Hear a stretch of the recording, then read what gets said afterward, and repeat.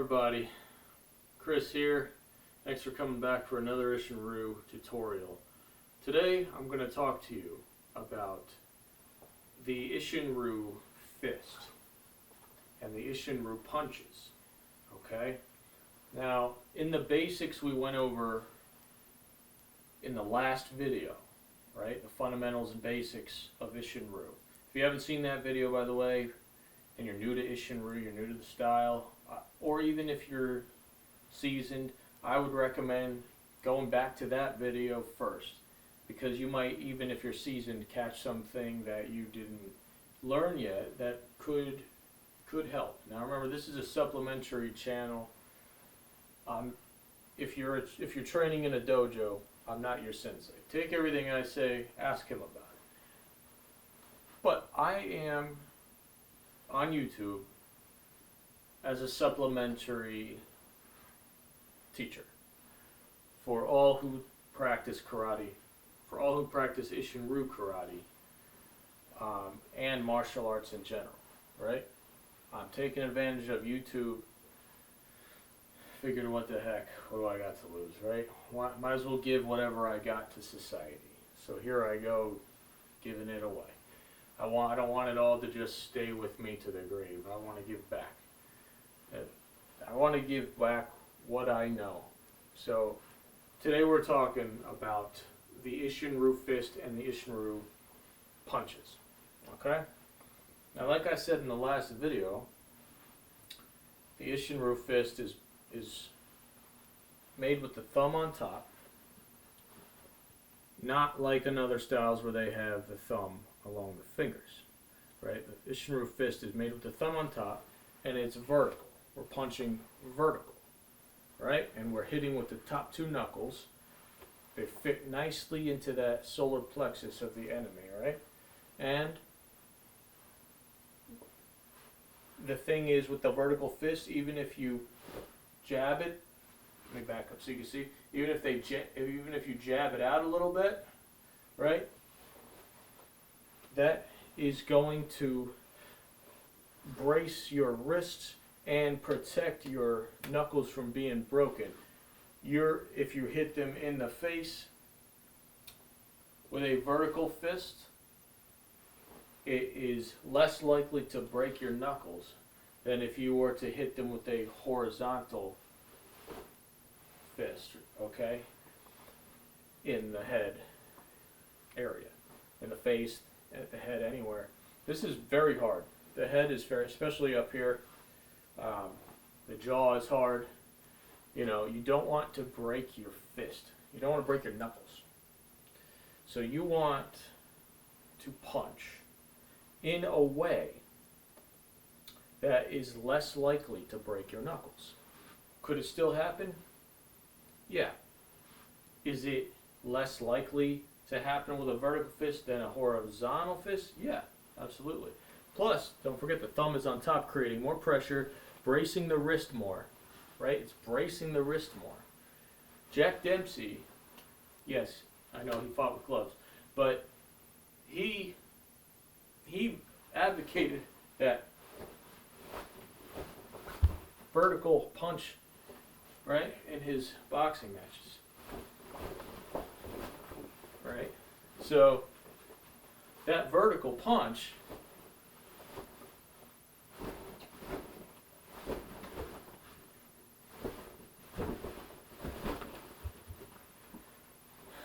is a stronger braced punch. And that is very important. Now the thing is, why would you break your knuckles punching the head horizontally, right? Well, because your knuckles, it's hard to see, but your knuckles can roll on a target. But if they're horizontal, this is pretty much all one thing.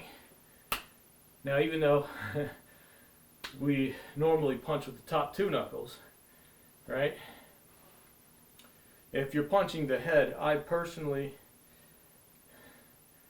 Jack Dempsey would recommend, like kind of how Bruce Lee would recommend, the bottom three knuckles, right? whatever you feel comfortable with. But vertical is faster, right?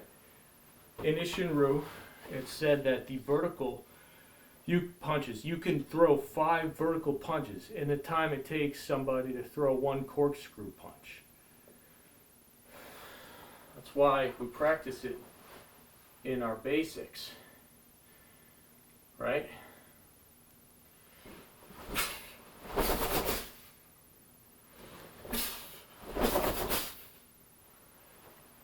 So, just that.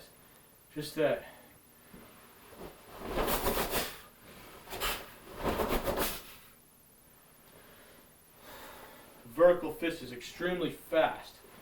There's a lot less room to travel, especially if your hands are kept up, right? I also want to talk to you about guard.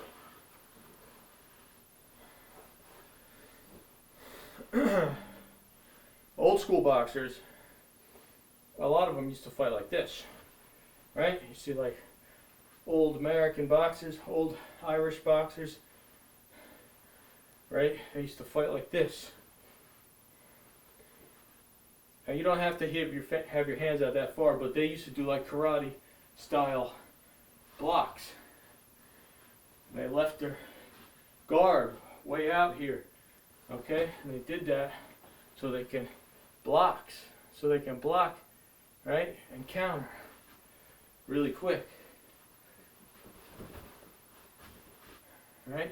Or so they can parry and counter, right? So leave your hands up, cover your head. Your hand position, your guard is very important. And if you turn them in like this, right? One thing I learned from Father Mitch over at Heritage Arts Rough and Tumble is that turning your hands in like this actually protects your veins from knife attacks, okay? Bladed weapons. So instead of leaving them wide open out here, you know, where a knife fighter can just slice your veins open, and you're bleeding to death, right? Turn them in, like this. This is a great stance, and it forces turning them in. Watch my elbows. When I turn my hands in, my elbows naturally come in to protect my body, my vital areas, my rib cage, and all that stuff, right? My solar plexus, my liver, all this, you know. And the hands are up, protecting my neck, right? Neck is very, very vulnerable. You know, somebody can chop there or strike there, punch, whatever. Neck is a vulnerable target, and obviously the head. You know, so keep your hands up, keep your chin down. Basic boxing, right? Isshinryu karate is a style that was taught to the U.S. Marines stationed over in Okinawa, Japan, and it was taught to the Marines for a reason, because the Marines needed a style that was easily adaptable to real life scenarios, just like boxing and wrestling. Isshinryu is on par with true Isshinryu, right? Is on par if you do it right. It's a good art to blend with boxing and wrestling, okay? It's a really fantastic street smart style.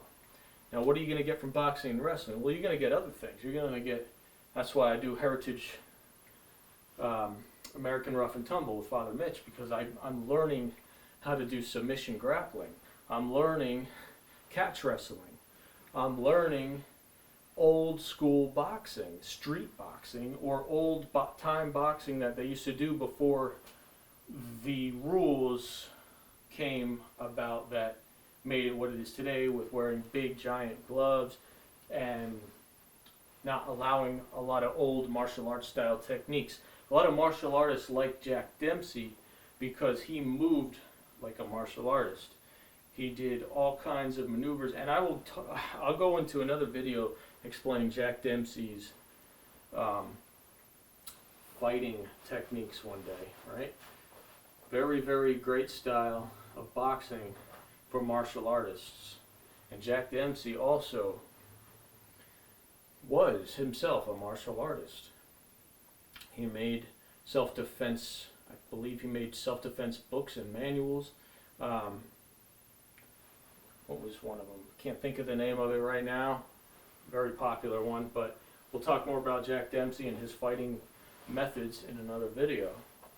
But right now we're just talking about the Isshinryu, theory behind the Isshinryu punch and fists, right?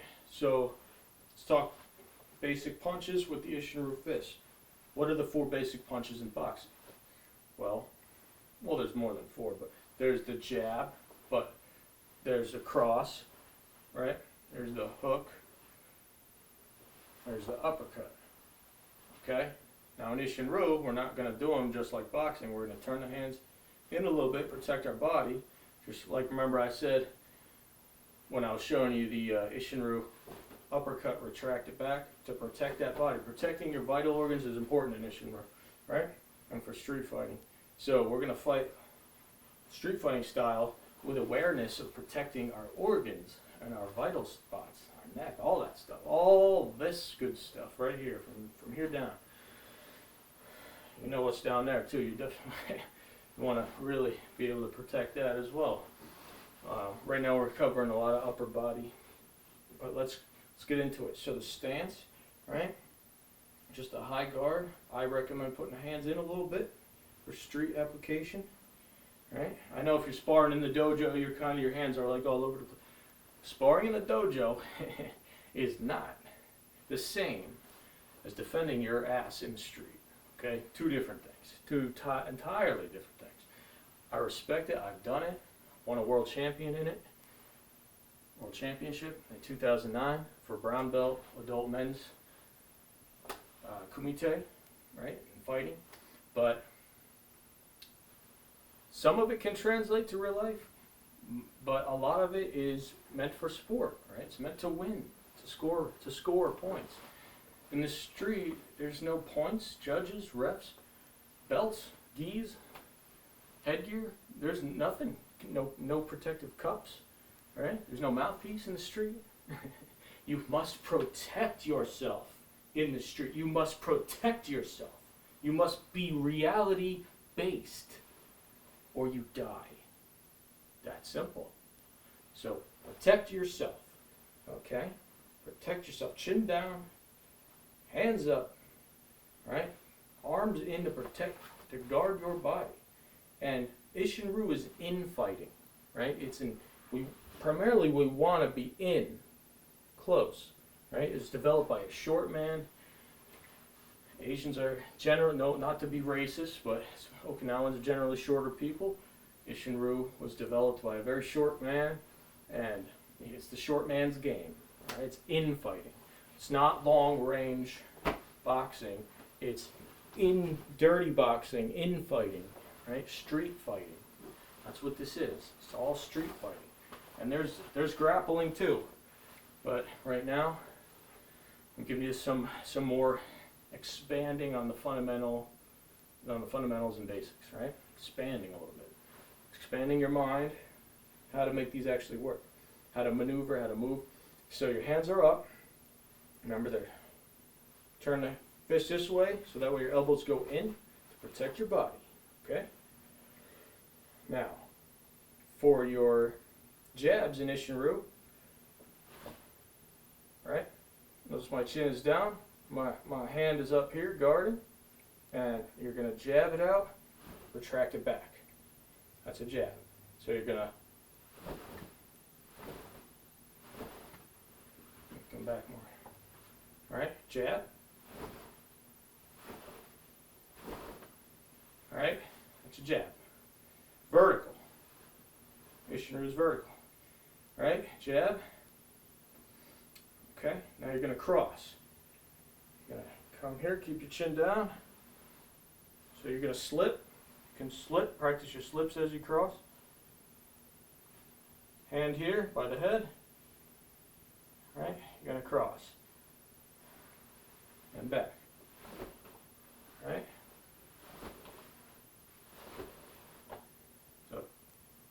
jab, got the cross, now we got the hook. And a hook. So this is if you're close in, so you can step in, hook, right?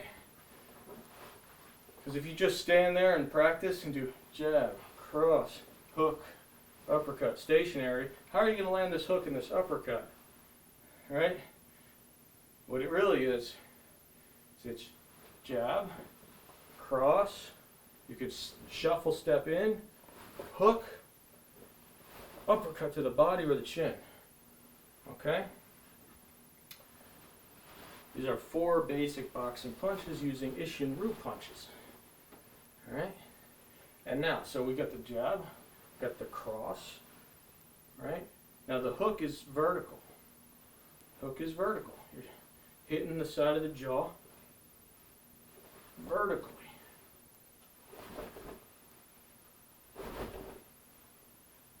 So, jab, cross, shove step in, hook, oh, I'm sorry, uppercut.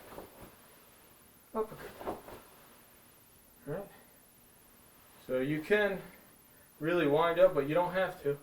You could just, in fact, if you wind too much, you're leaving yourself open, right? So from here, you're going to just uppercut. Right? So, from here, you got the jab, cross, hook, shuffle step in, hook, and then uppercut.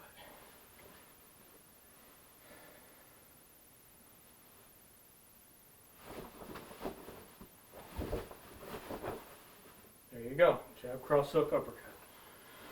Practice that combination. Don't forget to shuffle step before you do the hook and the uppercut. Don't forget to keep the the hook vertical, right? Because if you hook horizontal, again, you could roll once it hits, you're rolling that fist. You're rolling that fist, right? You're rolling it. We don't want to roll it. We just want the fist to be solid. We want it nice and solid. We don't want to roll our fist and take a chance of breaking our jaw. Breaking our wrist, right? Or breaking our knuckles or whatever. Again, the vertical fist for the hook, right? Vertical fist for the hook. Vertical fist for the hook. Now with the uppercut, that's standard. Right? Uppercut the jaw. Uppercut the body. You know? So we got the jab, cross, shove step forward, hook, uppercut. Right? And you can even shovel hook if you want. Right? And then you can practice whatever you want to do, you know? Just remember, vertical fist in Isshinryu. Remember why you're doing it. Okay? And head movement. Head movement's important. Move while you hit, and hit while you move. Got that one from Father Mitch again. I'm throwing a lot of shout outs. Father Mitch today. American Rough and Tumble. Heritage Arts, American Rough and Tumble. Great teacher. He's my current martial arts instructor. I'm learning from him a lot of great things through a home study course, and I'm loving it. I'm learning a lot. Hey, you know what? I'm not going to knock home study courses. They work. So I'm giving you guys a blend of real knowledge that you can take to your dojo, Isshinryu Karate Dojo, or whatever karate dojo, and just keep these things in mind, because a lot of teachers mean well, but they're not gonna tell you certain things that are actually going to save your ass in the real world. You know, not all of them do. Some do, some don't. That's the thing, you know. I don't know who's your teacher or whatever. I'm sure they're great. Most of them know what they're doing. A lot of them don't. A lot of them just want your money. Excuse me. But I'm giving you these nuggets here for free. What do I gotta lose? I don't care.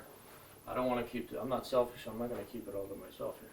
So those are a few basic punches with the Isshinryu fist.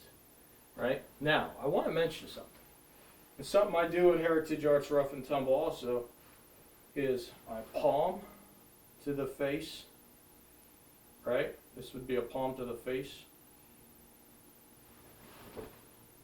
That's like a cup hand, almost like a slap to the ear. Knock out their equilibrium, right? Palms and slaps are great. You'll see these in Kung Fu, you know, different styles. It's actually safer for your hand. The safest way to hit the head is to palm it or to slap it. But the palm doesn't reach as far as the fist. And the vertical fist,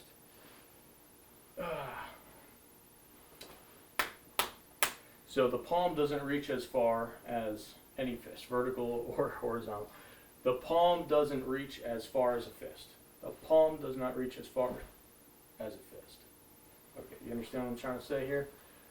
That's why we practice both. I practice both, to the head punches and palms, right? Because I do various different styles of martial arts, and I try to take the best, what I find to be the best, and mix it together. Now, what's the safest punch to the head? If you're gonna punch to the head, Isshinryu, or Wing Chun, Jeet Kune Do, Jack Dempsey, they all do vertical fists. Isshinryu, I believe, has a edge over all of them because of the thumb on top, and that thumb on top braces your wrist. It makes your fist so much tighter. It really does, and it makes it so much harder to break your knuckles or to break your wrist because it's such a strong unit. Your fist is now being pressurized, and the pressure is bouncing back from your squeezing. So your arm and fist are just one thing. Your forearm and fist are just one squeezed tight unit. Versus if you put the thumb here, you just don't feel the same brace. If your thumb is here like a regular punch. And I feel like a little bit of strength leaks out. And that little bit of strength that leaks out makes it easier for your horizontal fist to roll. But if your fist is vertical with the thumb on top, oh man, that's the safest way to punch. You still can break your knuckles either way, but I think you're going to have a much harder time breaking your knuckles vertical fist with a thumb on top. So, especially, this is barehanded street fighting self-defense. This is not a ring sport with wraps and gloves. This is not point fighting either. This is not MMA with also gloves. Okay? This is bare knuckle reality. Okay? You're getting attacked in the street. No disrespect at all to sport fighters. I used to be a sport fighter. Okay? Like I said, it's great, and it does have some carryover to real life because you need that conditioning and you need that aggression and you need that courage and you need those attributes of an athlete. Now, if you trained as viciously as a sports fighter did, if you took your self-defense to that same level of discipline, right, you are on the right track because you need to learn what they do. How can they move so well? And that's another good thing. they move well. MMA fighters, boxers, wrestlers, they know how to take dominant positions, how to, how to move. Because in a lot of these, traditional styles, they just don't move the right way here. They're just, step one, step, put your hand here, block here, punch here, step here. Everything's so broken up. Do, do, do, do, do, like a robot. It's robotic. That's not how fights happen. You have to train how you fight. Because you will fight. How you train.